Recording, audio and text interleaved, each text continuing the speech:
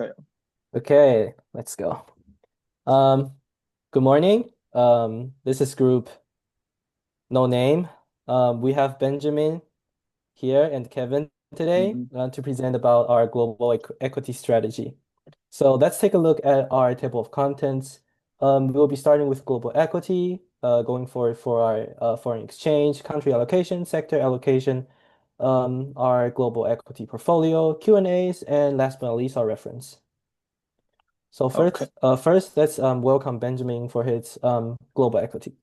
Okay. So firstly, we talk about the countries based on expect investment horizon return. And in the first part, we talk about United States, the S&P 500. The growth is AI industry remain main profit, and then in the tech domain.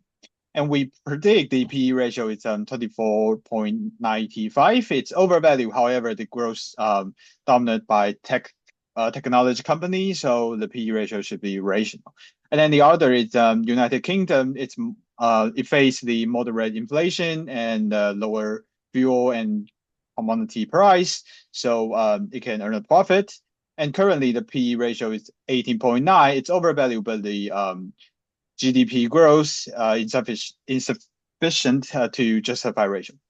And then thirdly is Germany. The infrastructure and defense spending support the short-term gain. However, in the long term, it should be a potential threat. So we predict the return in 5 years it should be lower compared with 1 years. And the fourth is China. China its export resistance offset the yuan depreciation, and currently the PE ratio is 10.89. It's fair, and also the export remain a strength. So we predict the China's 1 years have a 28% growth, 28% return, and the 5 year will be 63.4% return. And the final one is India. India have strong domestic demand and easing inflation, so it can resistance to global trade tension. And also the P ratio is 21.5. It's fair, also supported by robust internal market dynamics. So we predict the India's return in 1 year is 10% and 5 years is 30%.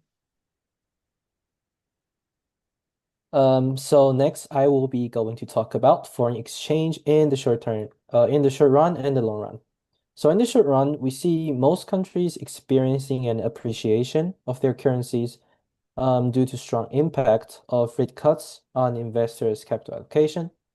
Furthermore, with economic instability, the US market is more volatile than before, making other markets more attractive and efficient for investors.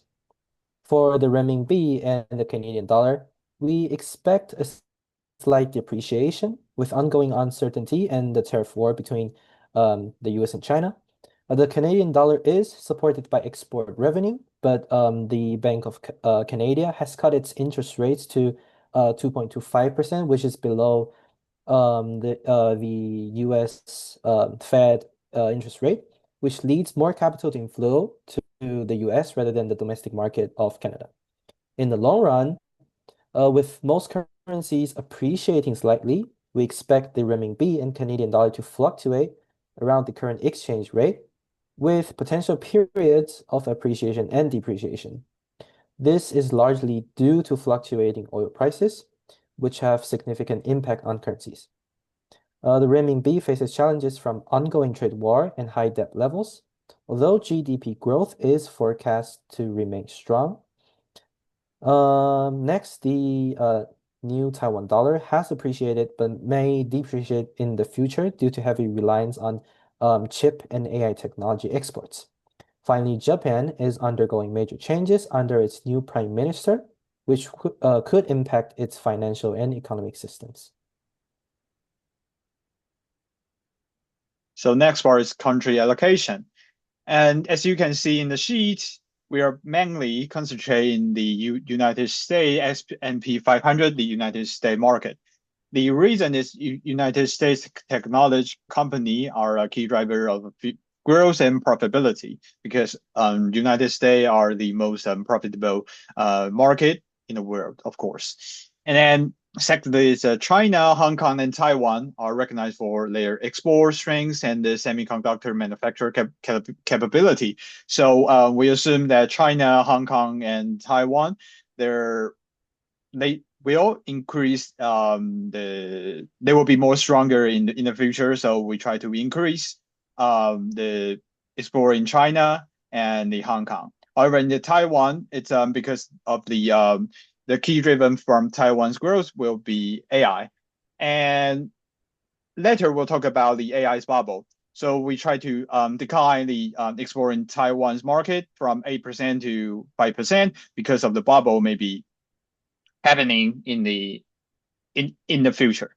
So lake sector form a core infrastructure of the global AI industry. As you can see in the sheet, we're highly concentrated in the United States, China, and Taiwan.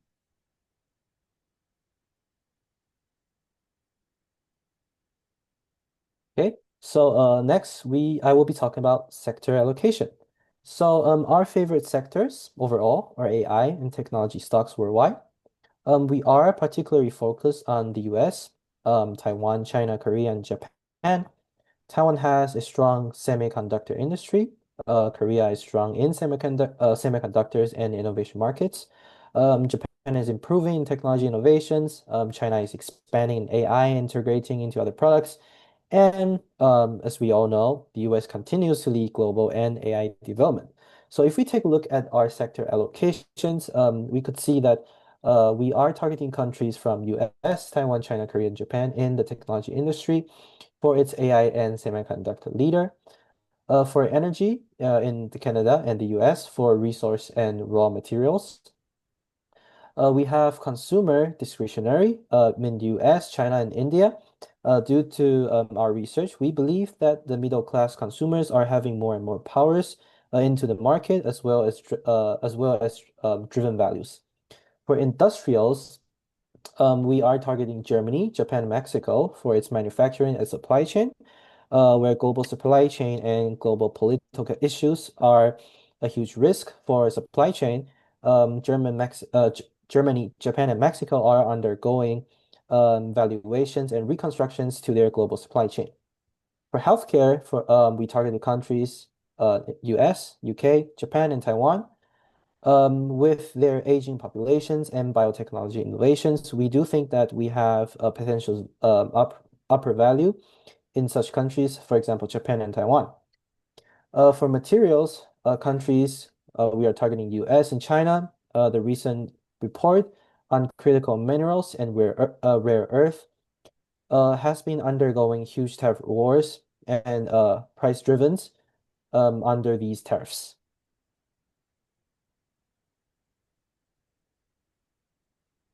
All right, we are getting to the final part is global equity portfolio. We in here we just pick some stock in the portfolio.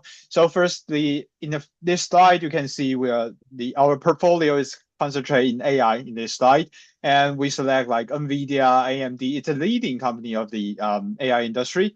Also, like because AI is driven or need lots of semiconductors, so we choose the TSMC or SK. And also the AI industry, like recently in the news, we saw the AI industry really has a high demand of the memory. So we also pick the DDR5 related company in our portfolio.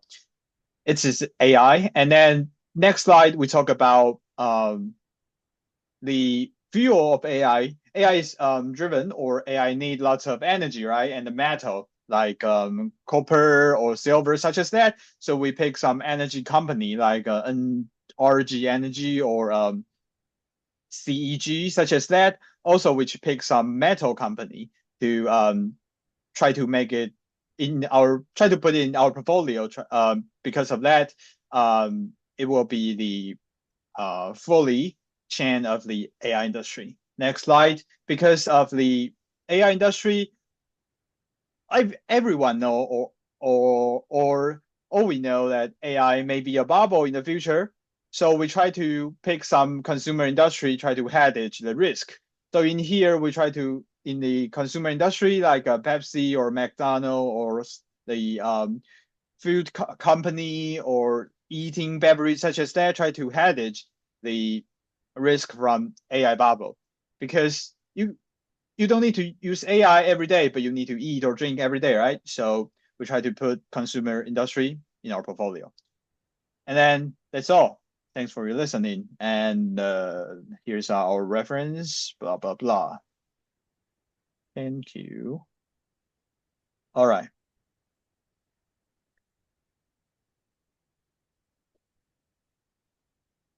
And see you in class.